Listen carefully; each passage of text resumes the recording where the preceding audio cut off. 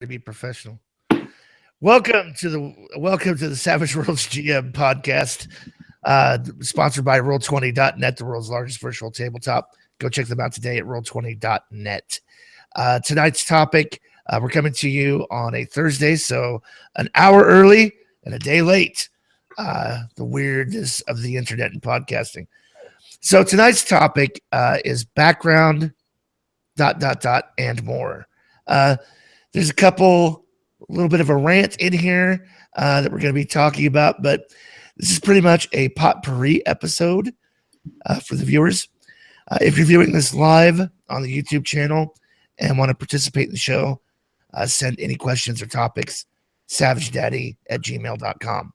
So here to discuss it, as always, Chris, the Savage Mommy Fox. Hello. Dave, the Rule Maven Scott. Greetings and salutations.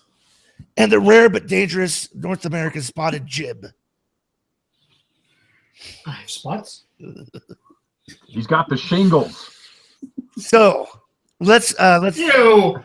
start off the conversation tonight. I want to talk about a disturbing kind of question that I've heard on recent podcast episodes that I listened to. A reoccurring topic.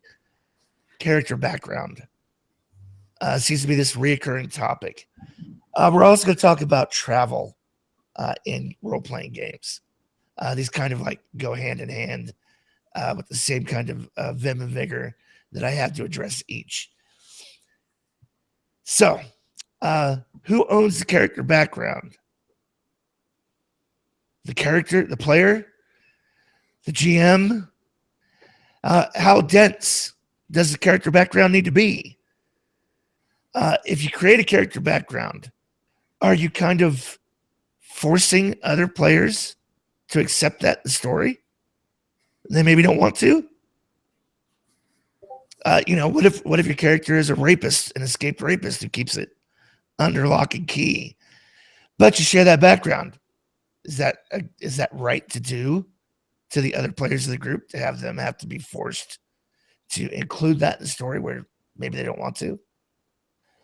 So I'm going to address that question the way I would address a new group of players sitting down to play Monopoly, or creating a character for a medieval fantasy game. And this is just my opinion, not the other host. My opinion. I don't need to go get an MBA before I sit down to play fucking Monopoly. I don't need a real estate license. I don't need to take classes in a real estate license before I go and play Monopoly. I don't have to have a rich story about the thimble character token that I'm using on the board to play Monopoly, because none of that shit matters. There's a point to the game. Roll dice, collect properties, outlast everybody else. What the fuck am I trying to do by adding verisimilitude to a fucking board game? The same thing holds true in a storytelling game where it's cooperative storytelling. There are certain conceits of storytelling, and the big one is shit happens at the speed of plot. I don't watch the characters every minute of the day as they go through their bathroom hygiene routines, take showers. None of my sessions are about the 8 hours of sleep that they were all getting. We have no problem with hand waving that shit. However, how do we handle travel in a sci-fi game? How do we handle travel in a fantasy game? Well, in a fantasy game, the GM has plenty of opportunities because there's little shires and things to drop by it. What the fuck? Why are we having that conversation? And Jim said it brilliantly in the green room before the show. Look at anything in Star Wars. How long does it take them to travel? Who gives a shit? It's a screen wipe. It's a storytelling device to move the plot forward. Nobody gives a shit. They arrive at the speed of plot. So, with that, now I'll open it up to the rest of the cast if they want to to chime in. And we've said on this program more than enough times that at least Dave and my philosophy, I know, is don't create a background for your character. Don't box yourself in. We've talked about this before. In Savage Worlds, a lot of the hindrances are background oriented. If you want to add a little bit of that, go ahead. But pretty much leave it open and let the character evolve organically in the game. And then interject why you know this and make up your backstory on the fly as an improv session. Go ahead. Anybody feel free to discuss. Okay. Go ahead, Jim. I'll let you get the rant out. All right. I'm going to ask the question about cheating. Okay. First off, we got to separate these things a little bit, because first we were talking about travel, and we talked about backstories. Or actually, we talked about backstories, and then we talked about travel, and we went back to backstory. So let's split these things up a little bit. Okay. Let's talk about backstories for a second. What do you need in a backstory?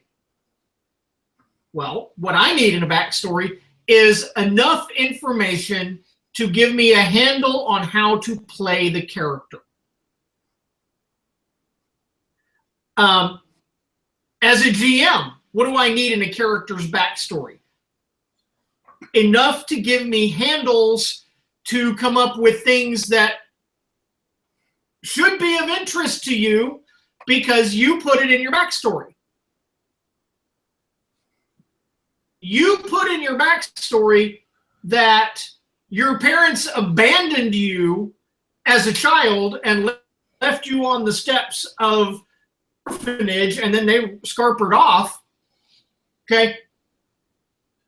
As a GM, I look at that and I'm going, you're asking me to do something about that, to do something with that in the game.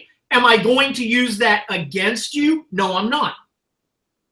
Is it to make your life interesting? Oh, yes, you bet your sweet ass I'm going to. Why? You asked me to.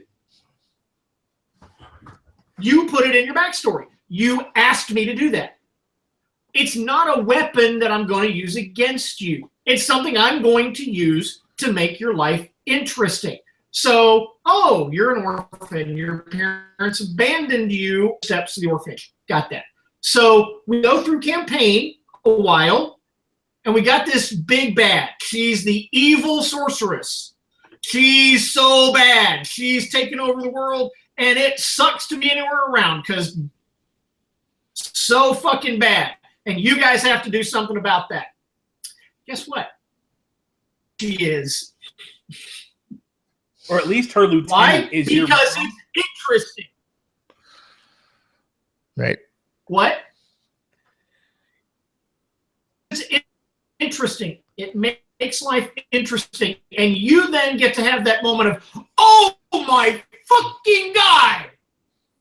That's for you. It's not against you. That's to make life for your character interesting. Obi-Wan never. And to make the game immediate. Right. First person. Right. I not need. I don't need a fucking novel. I do not need a fucking novel. I'm not gonna read it. And exactly what Jared was talking about. You are boxing yourself in. Right. Well, so and what should your backstory be? A jump off point. Right. I would say that you don't even need a backstory. Brought you to this. I apologize, Jib. You're dropping in and out with the connection. Not to interrupt, but brought you to this. It's a robot, Jib. Yeah, I'm sorry. We have a bad connection for streaming, Jib. So we didn't hear all that. We got the gist. You don't need to write. You don't need to write a 5-paragraph, 10-page background, double-sided, pica, whatever. I would even argue to the point that we have argued before is you don't need a backstory at all.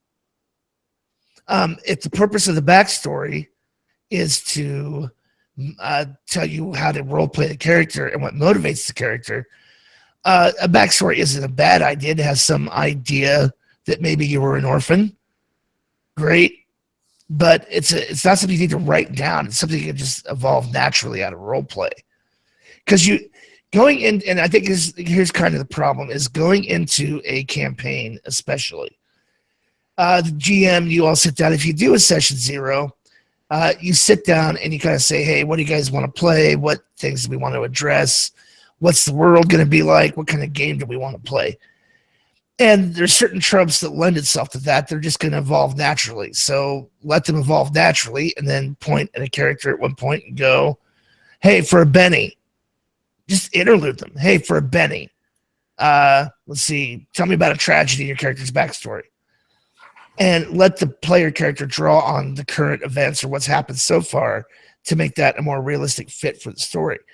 But if the purpose of a backstory is really to tell you how to play the character as a guide, know what their motivations are, we've talked about the method that Dave and I used before, 1 or 2 sentences that describe the character's personality, because personality is the outward presentation of inward motivation in a story. The guy's mean and gruff. He didn't just wake up and decide to be an asshole. He's suffered some tragedies, some loss. Something has led up to this point where he's an alcoholic, pain in the ass, grumpy old man. If you want to role play that as part of his personality, because it's fun, go ahead and do that. But when it comes to why are you always such an asshole to everybody, then just sort of on the spot, make up that background. You don't need to front load it, I guess is what we're saying. Go ahead, Dave. You were going to follow up on Jib's statement with a question. Well, first I'm going to throw in here to kind of dovetail off that a little bit is let's stop and think about like fantastic character background that doesn't come out until much later. And here I'm going to use Luke Skywalker because everyone fucking knows this one. If day one of writing Star Wars, George Lucas writes down Anakin Skywalker, a.k.a. Darth Vader, lines down Luke Skywalker, Leia Organa, sister and brother, then that moment when they kiss is either a really, really horrible joke to play on the audience where you're specifically putting incest on the big screen, or it's that he never fucking knew that shit until they reveal it in the movie. Then until he had to write that particular scene, it had never occurred to him that those two characters might just happen to be related. Right? Otherwise, you have just portrayed a scene that quite literally can have your movie removed from film. I mean, let's stop and think about this. That crosses not just a line based on the rating, but that's an actual restriction. There's paperwork you have to file in Hollywood and keep on record anytime you portray any scene that could be considered slightly incestuous. And now you've just made it a major plot line in a big budget movie, sci-fi action thriller. What? Right. So let's say, for example, with that, I'm George Lucas, GM, game master. We're playing Star Wars, and here's what I know about the character that the player who chose Luke Skywalker. He wrote down on his background, "I'm an orphan." Raised by my uncle. Raised by my uncle. I'm an orphan. Okay, great. Then at some point, I get to the second half of the campaign, and like George Lucas going, okay, Star Wars was more of a success than I ever thought it would be. How do I make episode 2 really better? What's the clincher? Big dramatic. Let's see. Luke's an orphan. Oh my God, Darth Vader's his father. That's how that happens. Yeah. That doesn't happen pre-planned. What's the most dramatic thing to present? Then you draw this out, and now the other player at the table who isn't an orphan. It's nowhere in Leia's character sheet that she's an orphan. She was raised by her parents, the Organas, on Alderaan. Nothing to do with Tatooine, nothing to do with Luke, nothing to do with being an orphan. And bam, now third movie, she's the sister. The long-lost sister that was in hiding with the Organas, and no one was supposed to know.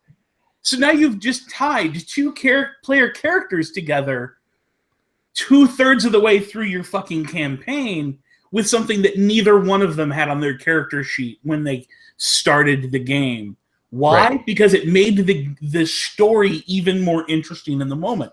If all the players have this ultimate agency over their character background and they get to write all of it before the game starts, that interesting moment never happens. Or it happens before gameplay even starts, and the player characters are revealing it within the first 2 sessions because they know that their characters have this big hidden secret and they want to bring it out. Let yourself have room to have those characters grow into some big surprise later by not building too big of a box. That said, here's the other reason that I look at big, long character bios and go, simple. Really, really simple. That player is front-loading knowledge skills their character didn't have points for by writing up that the player character has achieved all these things before the campaign ever starts. So now they can say, but no, that's in my knowledge skills. I know how to do demolitions because I once set a bomb. It's in that story. Page 3, paragraph 4, look it up. I gave that to you. You approved it. So now it's a common knowledge roll instead of a knowledge demolitions roll, which means that they get to roll their smarts instead of a D4 -2 for never buying demolitions. This is something that is very drawn back to the old way of playing these games where it's the player against the GM. This is a way of players adding more to that character before play so that they have something else they can throw at the GM. It's just not needed. All you need in Savage Worlds for your character to have a background is called hindrances and edges. Edges give you the bonuses from your background. Hindrances give you those interesting hooks for me to grab hold of and shake real hard to make something interesting happen. Everything else's story should happen in game. Yeah, you know, the one thing that I've noticed a little bit of, and even in campaign play is, and myself, I've done it, is that you write this big backstory and you've got all this stuff, but a lot of times, I'm not saying all the time, but a lot of times, you as the player forget about it and it just never comes into play, and you're going through the campaign and all this stuff's happening to your character and you're doing all this stuff. And you go back and you look at that backstory, you go, oh, yeah, I said that I did. Oh, well, we'll change that and that and that because I never even played that. You know, so having a jumping off point, I think whoever said that, that's a great way to think about it as a jumping off point. And I also think that as a GM, when you're interluding those people and when you're doing those types of things to help grow that backstory organically, take good notes. Because that's a point when you're letting that build, but you need to write that down somewhere so that you remember in this interlude, Dave said this about his long-lost brother. Yeah. And jot that down so that somewhere in the future, you can come back to that. Maybe you will, maybe you won't. But if you don't write it down, if you're like me, it's gone out of my brain because I didn't take good notes. I'm going to pull a jib and I'm going to tell a story. So here we go. Drink. For those of you watching the live stream, or if you're listening to this on podcast, you may want to go ahead and hit pause at this point and skip ahead about 60 seconds. If I don't think our audience is incredibly squeamish or easily offended. However, I'm just going to put that out there that the following is intended for mature audiences only, blah, blah, blah. So I was invited to an ETU game. And I was told, hey, the player characters, the players at the table live alternative lifestyles. So just be aware of that if, this is going to be your type of mix at the table. Now, me being who I am, completely misconstrued that into, we're bringing those kind of characters into the game. Okay, so I'm going to go ahead and create my ETU game. So how do I create? Okay, so I'm going to be an orphan of a witch who was burned at the stake, who's haunted by the ghost of his mother, and they were circus performers, and he's a necrophiliac. So under points of stress, he resorts to necrophilia to manage his stress. There. Okay. So that's the extent of the backstory. Created the character and just picked the appropriate hindrances and edges that the character would have. Then had to ask myself in character creation, okay, well, why would he be going to East Texas University? Oh, he's going to study paranormal or actual like ritual magic kind of stuff. Okay, so that lets me build the character off of that background. The background should be important to building the character, not to participating to the story. Because therefore you know how the character reacts. Now, here's the thing. Bad choice. Because show up at the game and the first thing that happens is, oh, we're playing this, you get this bad luck kind of thing. So, you got a stalker off the random table. Somebody stalking you. Who is it? Well, according to my backstory, listen, he did some ketamine Dexter stuff to paralyze this girl, and so she was soaked her in a tub of ice, and then, had sex with her necrophilia style to kind of simulate that. And at the last minute, her eyes opened, and turns out she's into it. So she's following him around. None of the other player characters at the table have any idea why I'm avoiding this woman, this girl. And then the GM, being the dick he is, makes that character pivotal to the trailer park story that is the one sheet. So now, and we'll just suffice to say, fast forward a little bit. The other characters basically find him in an RV with the same girl. Opening door, she's been drugged, and they're all, what the fuck is going on? The other characters at the table. I'm like, I thought we were all playing like these kind of, no, what the hell have you done? So don't repeat my mistake. Make sure if you're going to join in on the game, you get a clear understanding of what the setting 0 is. But I say that to say this. I didn't need a deep, rich backstory written out and then go create the character. And I think there's this disconnect in a lot of role-playing games where the players, the GMs, everybody thinks, oh, well, here's what you do. You spend your points creating the character mechanically. And because that doesn't serve the story, now you have to write this superfluous background. And no, step 1 should be, what's your character background? What's your character description? It's as important as race in any kind of like a fantasy game.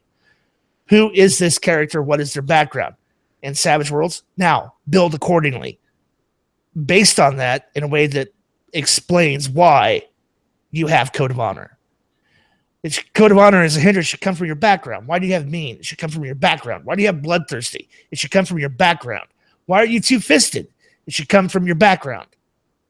And then the background in Savage Worlds as the gameplay disappears. There is none. You don't need one. Because you already know what the character's background is when you built the goddamn story. Or built the character. And the interesting aspect here that's the story. The interesting aspect of that story is that the situation you're describing, had you written this rich, thick character background about all the occurrences of that particular hindrance coming up, and then that bad luck card comes up for a stalker, you can't invent this story at the table in the moment of that bad instance of happening in your background that now has suddenly caused her to stalk you. You've got to come up with some other way to make that fit, because you've already written this block of text that says these are all of the victims of this other thing your character does. So it's again a box that your character has to live in when you start putting so much more into that background. The other aspect to it that I think, unfortunately Jim isn't here, so he's not gonna make this statement, is too many people have gone off and read books by R.A. Salvatore, Ed Greenwood, the other, Michael Stackpole, the major authors who write for all these fantasy and sci-fi settings, and went, oh, well, I have to have a backstory like Driz in the first book, which ends up having an entire prequel series written of 3 books that he writes years later to develop that backstory. He didn't know that shit about that character. It was a drow elf with scimitars who was the sidekick to the character he was actually supposed to write a book about. And it did so well, he suddenly had to rewrite this character and create all of this. It's novels. It's sitting down and writing your novel. Take the time away from role-playing and go write your story. Go write some fan fiction. Go do something like that to get that out of your system. And then come back to this when you want to roll some dice and play a game. And remember, the story is part of the game. It's not supposed to be, I'm going to write this big story before we start. Agreed. Yep. All right. So background. Check. Ticked off. I do want to throw out that viewer question that I got keyed into that ties into the whole background conversation. Really? The one I mentioned in the green room? Oh, go ahead. So, friend of the show has mentioned to me that her friend that she plays with is a big fan of the show. Unfortunately, I don't have a full name, didn't get any permissions. So I'm just going to say, you'll know who you are as I tell this story. Apparently, they're playing a Walking Dead game set in just default Savage Worlds in the Walking Dead universe. But the crux of their entire campaign is that the players are playing characters based on themselves. And one of the players happens to be in her 60s. And so she looked at the GM. They took the elderly hindrance. Jared and I both agreed in the green room that if you've hit 60, you probably deserve to have started this game at seasoned or veteran, just because you've got a life behind you already. You've got a lot of things to be able to buy to simulate 60 years of age. That said, apparently it has come up in this game that if the player knows something, their character knows it. So here is where I'm going to reverse everything we've said tonight about background.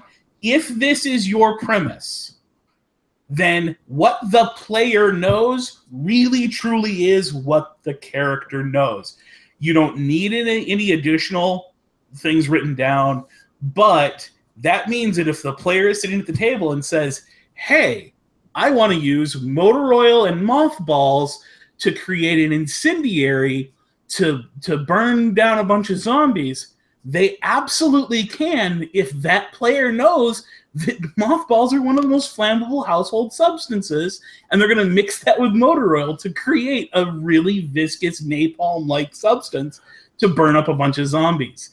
And in the moment, the heat of battle, you've got the zombies milling about, I might require that any player in that game make a simple common knowledge check. Roll a 4 or better, straight smarts, bam. Your character under stress remembers that thing that you know about, and you're able to pull it off. Other than that, if you tell me, yeah, I know how to do this thing and there's no stress to do it, then you can just do that thing in game. There should be no question about that.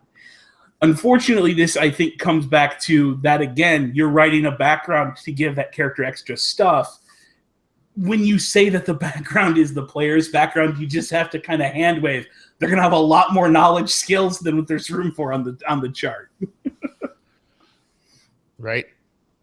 So the interesting, and I'm going to go one more round on the background here real quick. An interesting point of view, an interesting point of discussion is who has agency over the character background. Yeah, it's an interesting question. My opinion, and they talked about this on another show a little bit, but my opinion is, and I agree, is that if you have this huge background and you give this to the GM has some say over that background and bringing things in to that background and using things from that background to, as Jib said, make your life more interesting, or sometimes to fuck with you. Sorry, it happens. If you're going to put this stuff in your background, you're asking sometimes for your life to be made interesting and more difficult and to be fucked with this background. I have a caveat with to be fuck with, and that is just simply, if as a player you get offended every time the GM has an NPC do something against your character, you've picked the wrong hobby. Yes, very much so. If you're gonna get mad every time, I know somebody two people actually who do that. They get mad when the monsters attack them. They get mad when the monsters are smart. They get mad when the NPCs are smart, because it's all about them. That kind of is going a little off track. I don't want to get too deep in the rant, but it's just we've mentioned it a couple times tonight. Oh, yeah. They played too many MMOs. They played too many MMOs. Yeah. Yep, most definitely. Well, I mean, and here's the thing: is like, who owns the story? Well, nobody owns the story. Everybody owns the story. So, however, there is a kind of a social contract at the table, an unwritten sort of understanding between the players and the GM, that the GM is in control of the world and you're in control of your actions and how you react to it as a player. When the GM takes your shit in the world, sorry, no different than him enforcing your background. Does that mean the character should have veto power? No. That's not what I meant my background to be. No. In my opinion, no. If you go to the trouble of writing a background, you're giving me a history. That tells me what NPCs are affected in the world and how the world is affected by your history. And sorry, I'm free to fuck with you because I control the NPCs of the world that are reacting to that history, and I'm introducing those elements into the game as part of my role as cooperative storyteller with everybody else sitting at the table. What they choose to do with that when I present it as a GM, totally up to them, and my hands are off of it. Oh, the sorceress is your mother. I pull out a knife and stab her. I shake her like a prison in the shower. All right. Damn straight you do. Roll some dice. But I'm free to say that the sorceress is your mother if you just tell me you're an orphan. To use Jibs. See. Go ahead, Dave. You want to say something? Well, I was going to cite a game that I ran. It's been a while now, but I had a fan of the show. Greg was one of the player characters. He was playing a character in ETU who had this contact from his childhood, this childhood, nursemaid, family cook kind of character that made cookies and whatnot in the background. But she was also a witch, so she had influenced his character into wanting to go to ETU and whatnot. And he wrote this interesting backstory where this character kind of was a nursemaid and occasionally made cookies that helped the player character out. But for the most part, the backstory portrayed this person as keeping witchcraft and magic kind of hidden. She would allude to it existing, but never outright tell the player character. During play, Greg happened to go down a channel with this character where the character started writing letters home to this NPC about all this stuff, and then receiving, help from the NPC in the form of, witchcraft and magical knowledge. And my character knows about that because it's been explained by this nanny type character. And it was a very big part of his character. But unfortunately, I kept having to kind of, no. And it wasn't because it would have been inappropriate for the character to be getting that knowledge from a contact. It was inappropriate because he had written the nanny as hiding the magic from the child. So the nanny's not going to just suddenly change that because it behooves your character to have access to that knowledge. So it was one of these things where he had kind of written himself into a corner, and then his play was dragging that in the other direction. And there again is another example of where you trap yourself if you go too far down that rabbit hole. Right. But yeah, I think we've beaten that horse enough. Yep. I want to jump on the whole travel. Let's talk about travel. Okay, so I'm gonna preface this conversation by saying I'm a huge fan of this podcast. Huge fan of this podcast. Huge fan of all the people on this podcast. Respect a lot of their opinions. They have interesting conversation. Got back into the hobby because of this podcast. However, the most recent episode, driving home, I was screaming at my phone in traffic, shouting, no, what the fuck, no, because of this conversation. And it started from a viewer writing an email. Explain to our listeners what podcast you keep talking about. Well, I think anybody who listens to this podcast also knows that podcast. It's the Happy Jacks RPG podcast. I'm not afraid to mention it. We have one of the hosts here on the show regularly. Of course, not right now due to internet connection issues. But here's the situation. A viewer wrote in, viewer mail, and was saying, hey, I have a couple of issues. I'm getting ready to run a sci-fi campaign, and I want to run a sci-fi fantasy campaign. Do you have any tips, any advice? The host of the show, the main host of the show, stated that he thought that this almost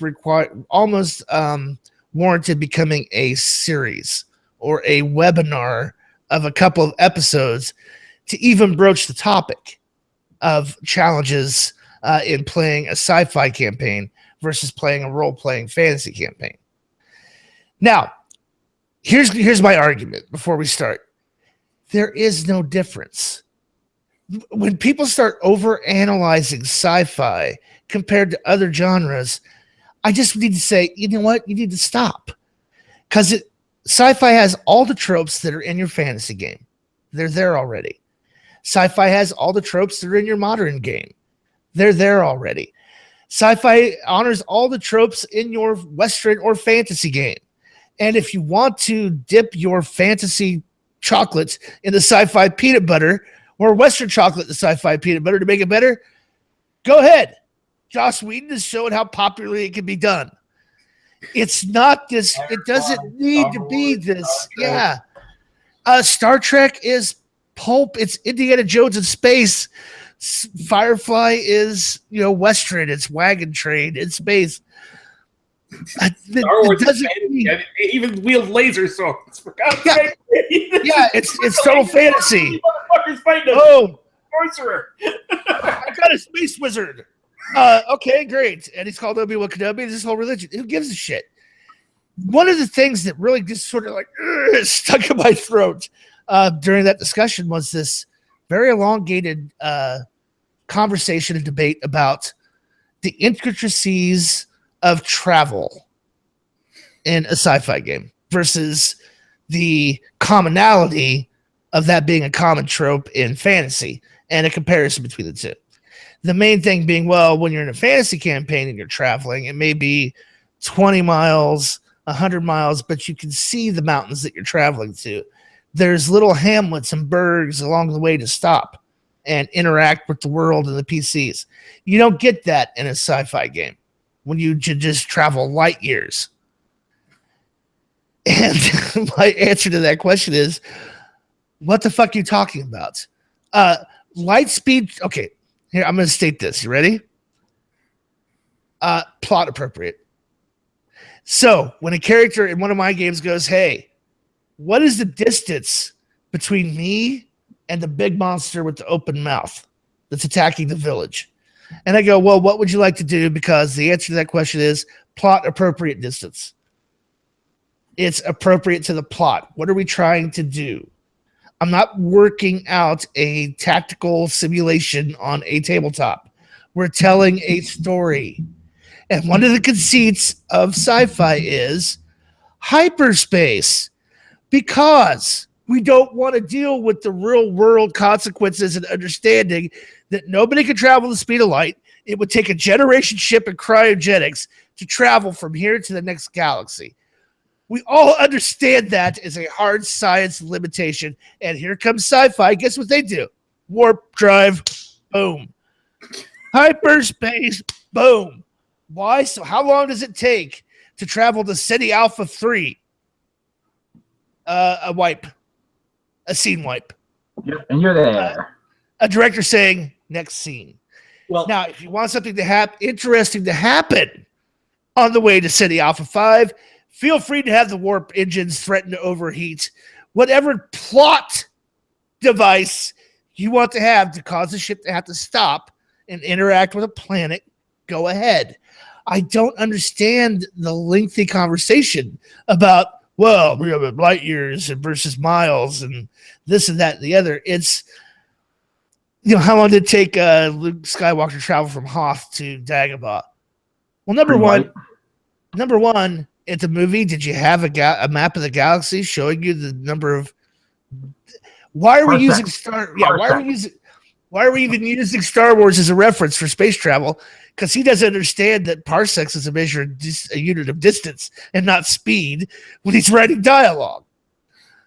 So, the thing is, how do you balance? The first thing I'm going to say about this in travel in any type of role-playing game, but especially in sci-fi, you have to sit down at the beginning of the campaign and decide what flavor of science fiction are we playing.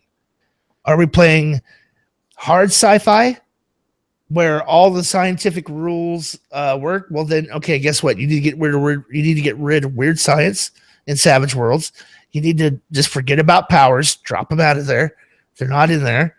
You need to figure out how the weapons work and ammos work. You need to figure things out. How does space travel work? Are we going to allow space travel? Well, I don't. Yeah, but modern space travel. Okay, what if we could go just right below the speed of light? Could we get to another galaxy in like the distance it takes us to travel across the ocean? As long as we're in cryo? Because guess what? That's exactly what the Aliens universe does, and that's how they handle space travel in Aliens. And even so, generations are still passing on other planets while you're getting to that location. There's no instantaneous travel in that. That's a conceit of that game. But I'm just going to throw this out there. For anyone who's a fan of the show, we have, I don't know, beaten this man's name into your brains, hopefully by now. Paul Wade Wiggy Williams. Fucking Daring Tales of the Space Lanes. He has a blurb about hyperspace, and it specifically says, and I'm just going to fucking read it to you. For the most part, hyperspace journeys occur at the speed of plot. That is, the heroes arrive when the GM needs them to arrive. If the bad guys have to reach a location first, the hyperspace fluctuations delay the heroes. Essentially, it's just a way of getting from point A to point B. Just like the red line in Indiana Jones movies or the fade outs in Star Wars, and should not be dwelt upon too much by players or GMs. You gotta love that man.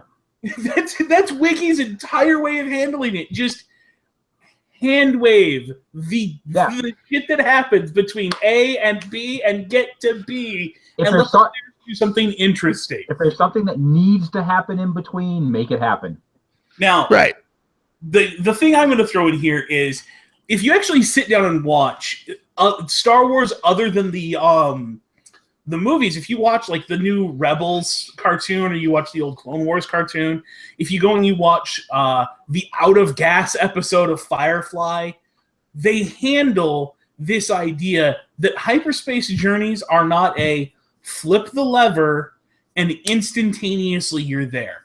There can be time to have the players have an interlude in the galley of the ship while they're getting there. There can even be some paths that are so complex that they have to go in and out of hyperspace, where there's a point where they have to stop and refuel. You might have bought your brand new ship, and the ship dealer's brother runs a fuel station, so the ship dealer only puts enough fuel in the ship to get you one hyperspace jump to that fuel station, so you have to stop and buy gas from his brother on the next planetoid over. Right. This shit can be put in there as little interesting things, just like all those hamlets and burgs that you saw between here and the goddamn mountains, if you want. But if what's important to your story is what happened here and what happens in the mountains, you handwave that shit even in fantasy. So do the same thing in Star Wars, do the same thing in Firefly, any sci-fi setting. If it's not important, handwave it. Right. Now, if you want to, and here's the thing, it's this mixture and willingness to have verisimilitude and complete fantasy, plot-oriented storytelling weave together.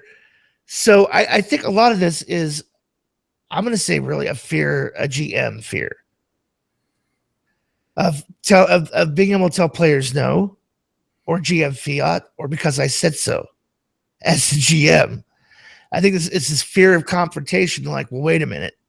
How am I going to handle actual travel in this universe to be able to explain when I tell the characters, you arrive late?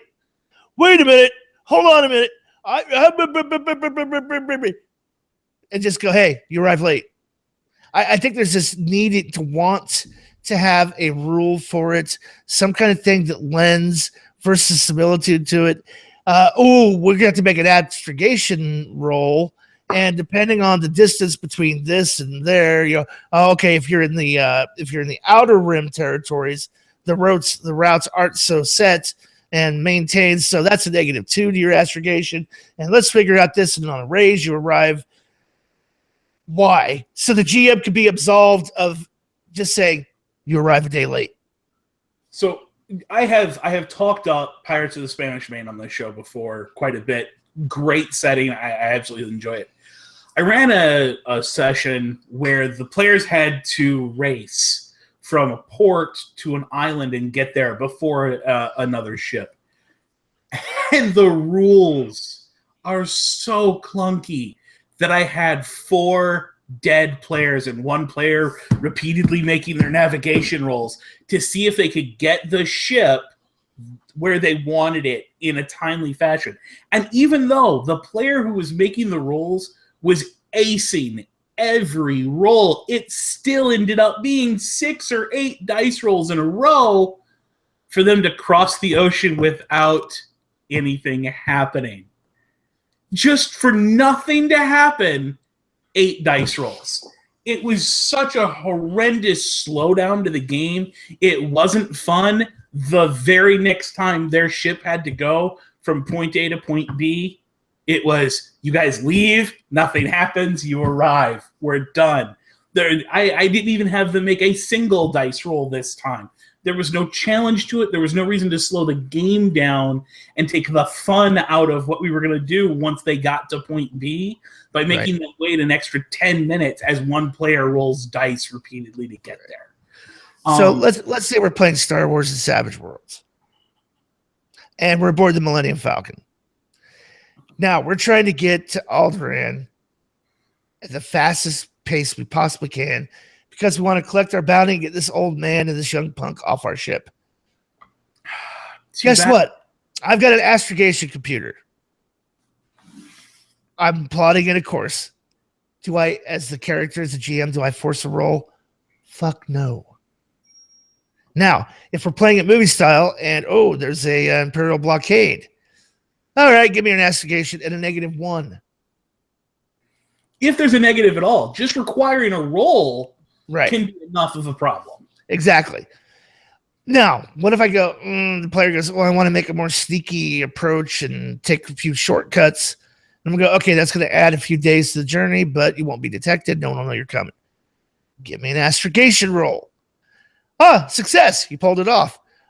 Failure. You thought you pulled it off, but you didn't course it right, and you pop out in the middle of a hostile sector. Or an asteroid field. Or an asteroid field. Or, whatever. The point is, it doesn't need to be this complex setting kind of. It's because it's in service to the plot. You still get there after the planet's been destroyed, because the story that your players are sitting down play through depends on Alderaan blowing up. So Alderaan blows the fuck up. It doesn't matter what they do. That's what moves the story forward. And yes, this is that whole, well, you're the GM and you're fiating the story. You're not letting the players have a hand in it. Too fucking bad. Sometimes there has to be something bad happen for the players to have a reason to go stop the fucking Empire. Okay, so let's take Star Wars. Your player says, no, I made all the aces in the world. I rolled high. We get there. Okay, you pop out of hyperspace. You land on the planet. The giant death beam goes off. You all die. Game over. Roll new characters. Exactly. Yeah, I didn't take it away from you. I let you land on the planet. You knew it was going to blow up. Yeah. You mean why being a dick? Had to be on the planet. You just had to be on the planet, and now you're going to blame me. And there's that certain conceit to it. I mean, we've discussed this too in regard to counting ammo. When does encumbrance matter? When it's dramatically appropriate. That's right. That's when it matters. When it's dramatically appropriate. Every other time, it happens at the speed of plot or happens at the necessity of plot. I play my ammo like a John Woo movie most of the time. It doesn't matter. That 9mm fires about 200 times, and it looks freaking awesome. Right, and the conceit is the hero already unloaded between the shots, between the screenshots. Yeah. They reload it. Yeah. Or they did that cool kind of thing where they kick the gun up and go like this, and the clips reverse, and they go like this, and they lock back in, and they're firing again. Why? Why? Because it's fucking cool. Their back and pull them up fully loaded for some reason. Because John Woo is awesome. Sorry, Hong Kong John Woo is awesome. So I'm going to take that a step further. Let's say you really do want to have a little verisimilitude. You want your players paying attention to ammo. Then again, Wiki, never-ending ammo. What happens is your player character is carrying 4 magazines. At the start of every scene, he has 4 magazines. If he uses up 4 magazines in that scene, then he's out of ammo until the next scene where he's going to start with 4 more magazines. Why? Because you've written on your character sheet, I have 4 magazines of ammo. Every scene, every combat, you start with another 4 magazines. And if you happen to use up all 4 during the fight, then you better be prepared to improvise and pull out a knife. Right. Well, the problem is that the focus is not on what are we sitting around this table to do. We're sitting around this table to tell a story, a cooperative story. We're here to roll some dice when you and I don't agree. We're here to simulate a few things very, very abstractly when we're simulating shit. Combat, for example, it's an abstract construct. Well, wait a minute, because if I hit his karate, shut up. He took a wound. We don't care. Even the most complex game out there doesn't do verisimilitude any better than Savage Worlds does, guys. I don't care if you're playing GURPS. I don't care if you're playing any other system out there. There is no system where you guys hit each other at the same time, or where everyone's dead at the end of the combat, or everyone's limping away because you really got hurt, because combat fucking sucks. Right, and the ones that tried to get as close as they can to verisimilitude, holy shit, 4 pages of tables and 16 rolls to make 1 attack. Oh my God, we're not okay. If that's your fun, go have that fun. Feel free. Paint your minis, make realistic terrain. Really, really figure out what the weather conditions are, the slope and angle of terrain. Go ahead and come up with a system. That's not the game I want to play. I'm going to get you. We're sitting around. To reality. Yeah. And you're still coming up with an abstracted system. So as a player and GM, you have to understand and agree, listen, this is abstracted. I'm not looking for reality in soaking wounds. Now, it seems interesting to me that players and GMs only argue about the things that get players advantages in this abstract system of gaming, instead of the GM going, no. Why? Because I said no. End of discussion. Shut the fuck up. It's this thing called GM fiat. that exists for a reason. And that's not to punish the players or press the I win button as a GM. It's to make an abdication of the rules based on, I know what I'm talking about, and the answer is no. End of discussion. Or just to play referee so that that one player doesn't spin this off into a 9-minute conversation about how much pressure it takes to sever the carotid artery of a Wookiee instead of, bam, the Wookiee took a wound moving right along to the next player character. Right. The aspect of GM fiat at the table that a lot of people, they stiffen their back. No. The GM's not going to tell me what to do. No, the GM's not going to tell you what to do. The GM's going to tell you what you had the impact on the world is, and they're going to move play along to the next person who's waiting for their turn to have an impact. That's the only reason the GM ever says no, is because you're trying to have such an impact, it's going to take away from the fun of the other people sitting at the table. Right.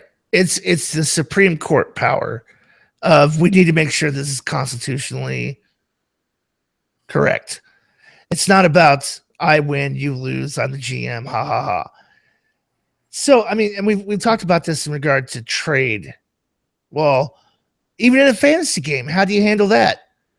You don't. There's a coin of the land. There's an abstract construct for dealing with trade. Gold piece, copper piece, silver piece. I don't care what kingdom you travel to in a medieval fantasy game. All the money's all the same. All the blacksmiths are all the same.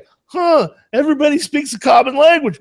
Of course they do, because it's a necessity of storytelling and gameplay. The point is not trying to make something that's a simulation. So I think GMs just sort of need to take a deep breath with their players and go, because that's the game we're playing. That's why. Well, how long does it take to travel from here to Tatooine? How long do you want it to take to travel from here to Tatooine? It happens instantly. You're at Tatooine. Well, what happened? You traveled to Tatooine. Well, what happened in the interim if you traveled to Tatooine? Well, I don't know. This character had their period. This one had a small bout with a digestive issue. There were some repairs made on the ship. Do you want me to go through all the detailed minutia? The Jedi sat in the hold doing his little laser sword reflect shit with his training droid. The Wookiee was in his bunk back in his combing. A lot of detangling going. You gotta go and make it. Upstanding in PG-13. I was going full on. He's in the backpack of his pud. I mean, come on, somebody's jerking it on that starship while they're going through hyperspace. It's all the stuff that nobody cares about because it's everyday things that happen, and that's not interesting in storytelling unless something interesting happens while you're doing that everyday thing that's not interesting. Like if you're a mob boss, and I see in any TV show, I see like a witness or a mob boss walk into a court bathroom. As an audience member, I know, oh shit, something's about to happen. So there's going to be an assassination. There's going to be an escape. There's going to be a bomb. Something's about to happen, because otherwise I wouldn't be in a men's room at a courthouse for just a standard visit of the character where nothing happens that doesn't normally happen in the men's room in the courthouse. I think it's appropriate to drop the King Kong reference. Get to the fucking monkey. Yeah, we're all here to play a game. Why are we investing so much energy in the deconstruction of light speed travel in a sci-fi game? You're playing a game. And I said earlier Monopoly, or I'll just say it here with D&D. I'm going to play a fighter. Hold on a second. I need to go take 3 weeks worth of martial arts fencing courses. So I, as the player, understand all the intricacies of swinging a sword. No, because we have a system for that. It's called what's your fighting skill? And here's how shit works. Roll some dice. So you don't have to do that. So there are no arguments at the table about why that works. Well, no, I got to go study where we're playing medieval Europe. Okay, I got to go study medieval fantasy literature from the 13th, 12th century, black or whatever. I got to come back and be able to speak Latin in order so I can read the actual text. No. Even master swordsmen know that, hey, this sword is no good against that sword. Guess what? In your D&D or Savage Worlds game, doesn't fucking matter. You roll some dice, you hit the target. It doesn't matter if they happen to be wearing the one kind of armor that was designed to stop your weapon. And if it needs to matter, fucking guy gets immunity for the scene. Big fucking deal. It's in the books. You just, this weapon can't do anything against that particular armor. Okay, he's invulnerable against everything but whatever the weakness is. And then that weakness actually deals with his armor and his toughness. Bam, done. It's taken care of. You don't need some complex set of rules to simulate reality of it. If it's important to your game, use a Savage Worlds abstraction to get around it. If it's not important to your game, hand wave it. Okay, well, let's do this. I'm Han Solo. I smuggle cargo. What is the black market? Are there black market rules? What's the black market like? When I get to a city, let's say I get to Coruscant in Star Wars, and I'm trying to pick up some smuggling to pay back Jabba. Where would I possibly go? How would I possibly know where to go to pick up? Okay, your character's a smuggler, yes? Yeah. I'm sure he's probably familiar with some criminal organizations. Yeah. Well, yeah. But wait, what are the rules of the game? How does it work in the game? You want to make a roll? Is that what this is coming down to? Okay. Give me a streetwise roll. Ooh, you failed. Guess what? You don't get any fairy. So, okay, I guess that's the end of night session. You got a hold of your contact. He's got nothing going in or out right now. Something happened up at the Senate building that's got the whole planet on lockdown. Oh, wait, by the way, whatever happened at the Senate building is actually the plot line that you guys came to the planet to look into. Maybe when you're done, you can come back and he might have something for you. Well, what about trade? Because I've got 10,000 on a cred stick, and I'm carrying 15,000 in hard currency. How do I make that contact? It's called a persuasion roll. Do I care how much money comes out of your bank? No, I don't care how much money comes out of your bank account because guess what? I don't give a shit. I'm not playing track the Star Wars economy. I'm playing Star Wars. This isn't a banking game suddenly. Well, how much cargo can he smuggle on his ship? All of it that he needs to. So yet again, I'm going to cite Wiggy on this one. Wiggy has right in his Daring Tales of the Space Lanes, trade. Are there any trade rules? No, there are not. It is assumed the player characters transport enough cargo to pay for general necessities, food, fuel, etc. Unless for the plot it's appropriate they don't, or for the plot it's appropriate that they actually have to pay attention to that. Bam, done. Unless it's important to the story you want to tell. If your players want to tell a story about illegal cargo smuggling, by all means, sit down, come up with a few commodities, decide what systems they're restricted on, and run a story about that. Don't track the money. Track this is illegal there. The story is about how do they get it there, not how much money they made from doing it. Right.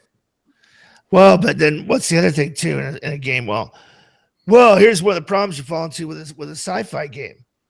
Technology is basically magic. But in a fantasy game, we're all of us are just okay with magic being magic. It's just magic. But in a sci-fi game, we're all familiar with mechanics and electronics. As players at the table, we have that knowledge. So how do you bridge the gap between a lightsaber is a plasma sword that does 3d10 damage?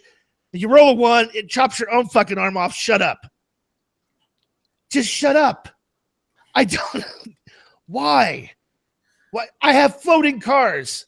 Well, that doesn't make any sense. Of course not. It doesn't make any sense, but you can travel across 7 galaxies in a ship But the thing that's holding you up is the floating car. That's what you have the problem with. It's like somebody going, hey, Scooby-Doo is a fine program, but where it falls apart for me is with a talking dog. It's like, really? That's what you have the problem with. It's not the fact that they had some super villain doing something every goddamn week. Every week, there's some new guy bilking some other family out of their fortune, and only a group of children and their dog can stop it. Can solve Even it. the police are stupid enough that they need the dog to figure this shit out. I mean, it's that, you understand, it's that kind of approach where somebody's watching something that's completely fantastical and get hung up on one thing that would never happen in reality and let them bump them out of the story. There's a thing called suspension of disbelief in storytelling. If you're going to go along with us and have this story and have this experience, you need to leave your disbelief at the door about a few things. Vampires really exist. Although we know they don't in the real world. Yes, we all agree. But for the purpose of the story, forget that you know that. Vampires really exist. What's the problem? It's the same thing for doing a sci-fi role-playing game. Hyperspace exists. You travel from here to there at a point, boop. But unless it doesn't, unless that's something that mankind hasn't overcome, then lay that out in your story about how that works. Come up with a story reason, not a scientific reason. Because even science fiction, hard sci-fi fantasy has a few conceits about, I don't know, space elevators, something that we could not possibly engineer even right now being a thing. Whoop, space elevator, if you could, if you get the right tension on a string cable, keep it in orbit, perfectly maintained, you could just ride an elevator up to a space station and save money. Of course.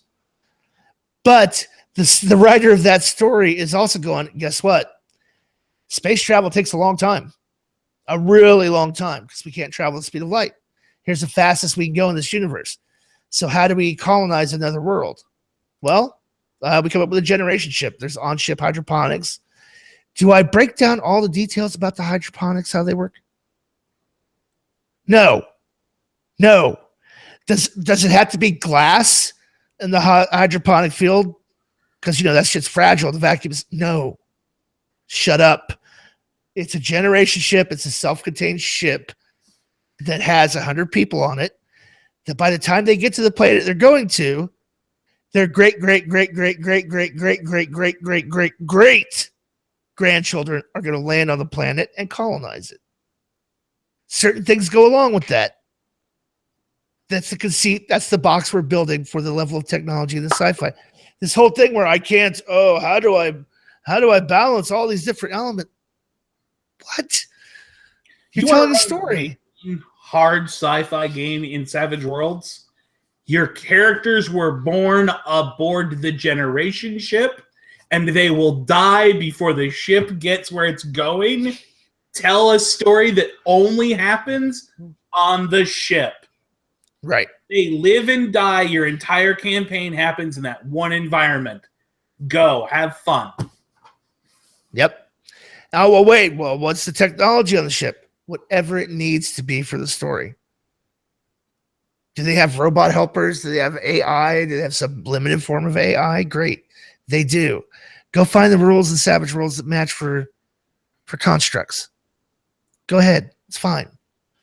Stop overthinking it. Don't make you're playing a game in a sci-fi setting. You're not playing a game about how hovercraft work. So why are you spending all that energy trying to come up with an explanation in game of how hovercraft work?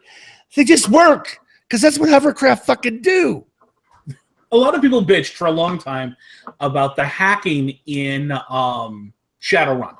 That you had to have this computer you carried with you that was the keyboard. You had to plug it into a port in the back of your head, and then you had to be able to plug that into a port at the location to get into the Matrix and go through this whole convoluted system because, well, my computer at home has Wi-Fi. Why do I have to physically plug into the port in the game?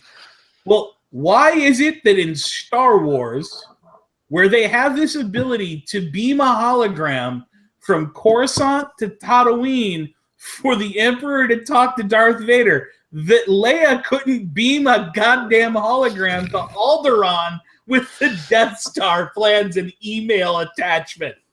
Why did it have to be put into a droid and physically FedExed there by Han and Chewie and Luke and Obi-Wan? Because that's the story you're there to tell. The game, that's the challenge you're putting before your players. To stop being so fucking concerned with the idea that, well, I mean, I could just email it and be there instantly. Okay, but that's no fun. Right? Exactly. Okay, I think we've beat that dead horse. I'm going to add one more thing to the when it matters as an example. In the zombie games that I run for a long time, struggled with, wait, are we going to deal with encumbrance? Because I want to deal with a kind of a realistic kind of setting. So am I going to deal with encumbrance? And it gets to a point where that becomes, managing that becomes more about what the game is than what the game should be about.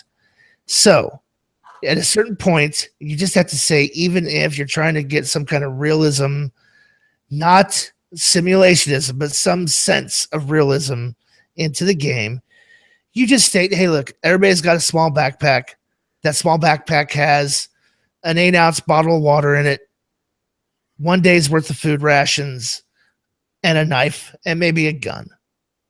Now, if during the course of play, the characters load that up, I don't care what they loaded up with. If they, I found 25 cans of beans and I stacked it in my lunch.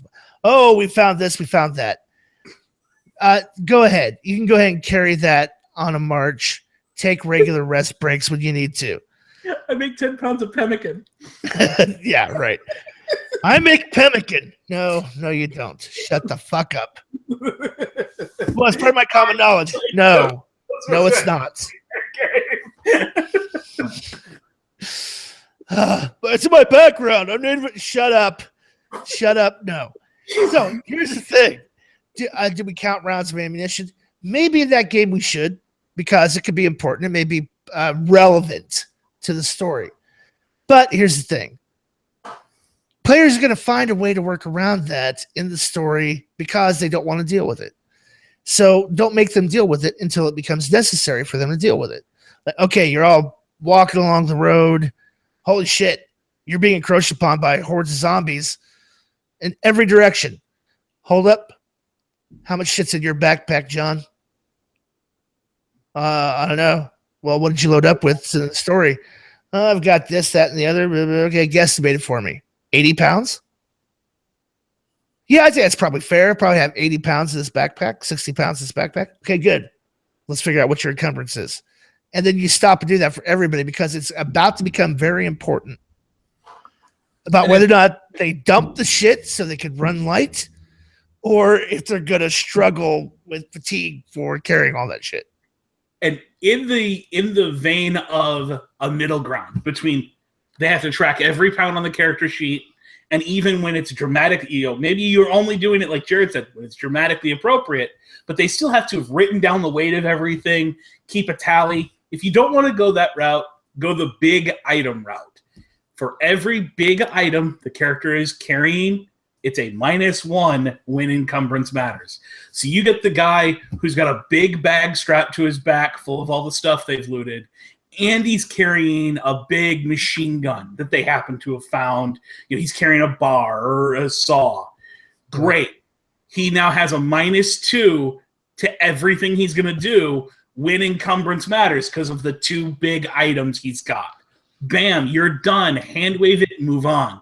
You don't have to always come up with these complex rules so that in the moment it can matter. You could just simply say, hey, when dramatically appropriate, -1 per big item. Right. Now, I would put a caveat on that, unless the character's bought Brawny or some other edge that they've spent advancement points on to counteract an encumbrance rule. Then you need to kind of go, all right, we're going to make sure that we're going to make sure I'm not diluting the fact that you have that. Yeah, even then you can simply say, like for Jared's situation, when that encumbrance moment kicks in, that character can carry what a brawny character can carry. For the big item one, it cancels one of the -1s. They can carry one big item without that penalty because they have the edge. And again, it's a simple, how do you move past this and keep the game flowing, rather than having to 10 pounds of this, 15 pounds of that, 12. My ammo weighs 7.5 pounds. Wait, how much is every pound I can carry for die type?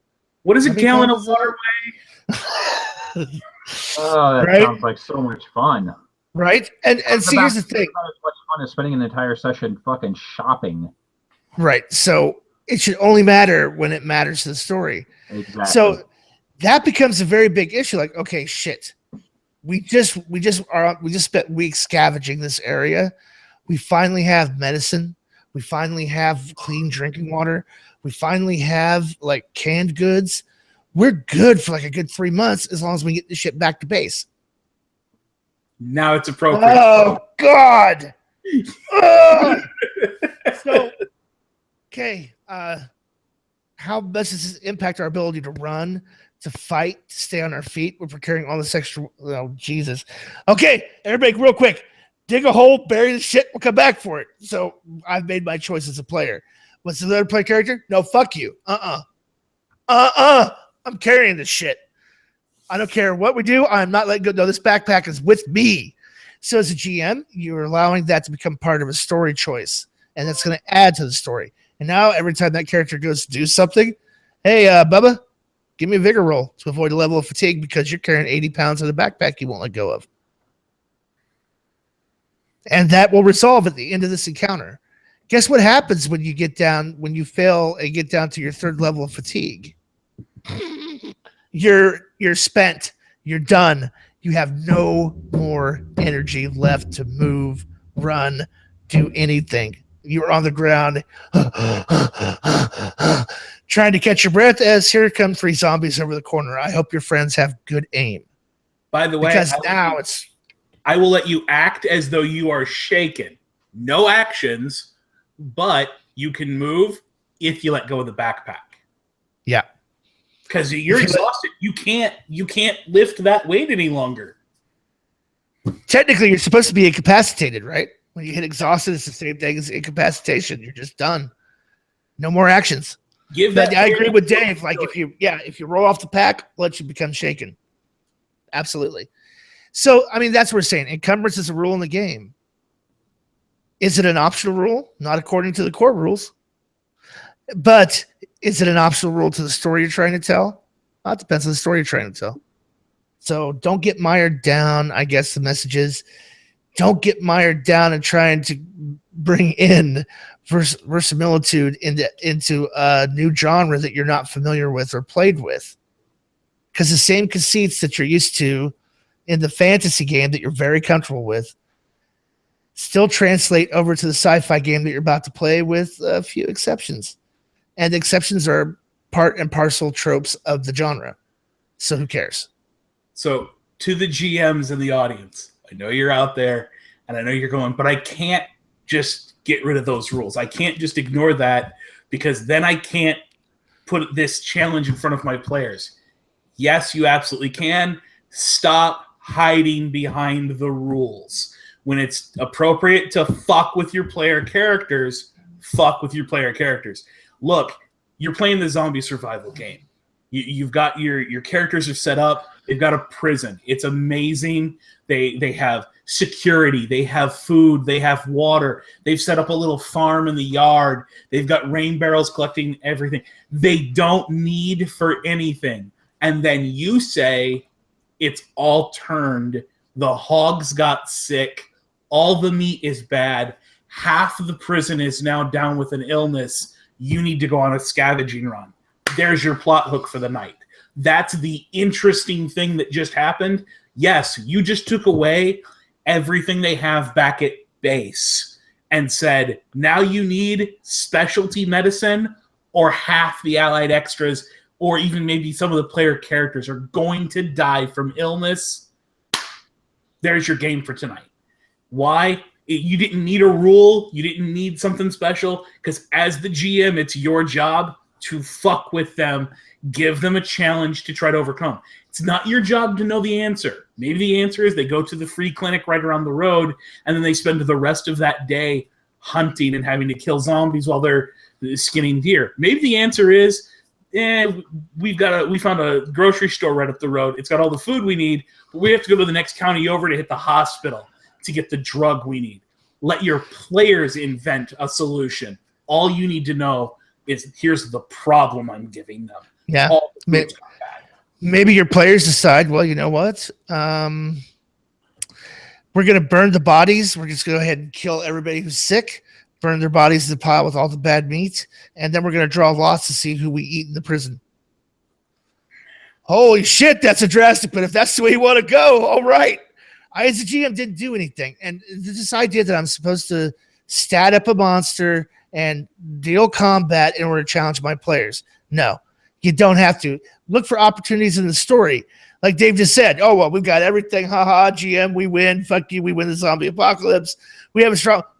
Yeah, but somebody's got the influenza. What? Oh, yeah, you're all out of... You don't have medicine to treat it. Have to... What do you do? Oh, well, we'll quarantine half the prison. Problem solved. Okay, but now half the prison is now turning into walkers and turning into the undead. Oh, shit. Okay, so what do we do now? Oh, or that doesn't happen? Hey, guess what? The town next over knows you have this sweet deal, and they want it, and they've got a tank. Oh, guess what? You've made too much noise, and now all the dead are pushing in on the fencing, and eventually, just from the sheer weight of all, it's going to come crashing down. There's ways to use the narrative that would naturally evolve in that game, in that setting, to challenge your players and present those problems. You don't need to do it with combat or with outrageous setting rules. And like Dave said, if you want to fuck the players, but it has to have an outgrowth out of the actual story that's happening. So it doesn't look like you're just trying to fuck the players. Yeah, don't just be an asshole just to be an asshole. Right. Next time your hard sci-fi group has only one player show up, have the engines on the ship blow up in hyperspace. And all the other player characters got into escape pods, and that one player is left behind on the ship. And run a solo adventure of what happens on the ship when no one else is there while they're struggling to try to fix it and get back before life support runs out, and then they drop dead. And then at the end of the session, everyone gets back, and they have the rousing moment in the medical chamber of the ship. And now you've just run a really great adventure for something that, if you had complex hyperspace rules as to how many dice rolls and jumps and fuel, you couldn't run, because this is specifically impingent upon being able as the GM to say the hyperspace motor blew without someone making a bad dice roll. Right. Now, I will say this. We're going to kind of wrap it up. We're at that time. So I will say this. Although we've taken the topic and some of the reactions and had a kind of a rant, much love for the Happy Jacks RPG podcast.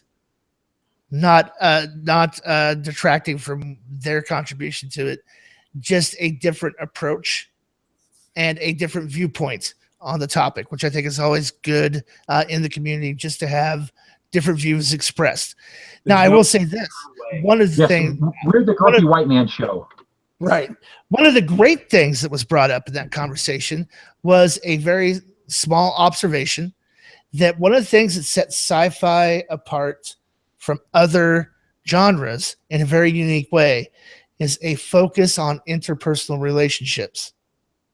And I found that to be a very interesting and cognizant point. Because when you look at Star Wars, what is Star Wars really about? Well, it's really about the main characters and how they interact with each other. It's really about Luke, Leia, and Han.